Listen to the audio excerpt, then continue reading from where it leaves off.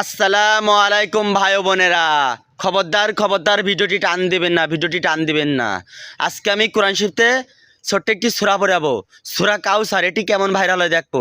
জীবনে তো বহুত নাচ গানের ভিডিও ভাইরাল করছেন, বহুত ভিডিও শেয়ার করছেন, আপনি বহুত ভিডিও শেয়ার করে লাইক কমেন্ট শেয়ার করে আসছেন। আজকে আমি মধুর কণ্ঠে সূরা কাউসারটি তেলাওয়াত করব। এটি কেমন ভাইরাল হয় দেখবো ভাই।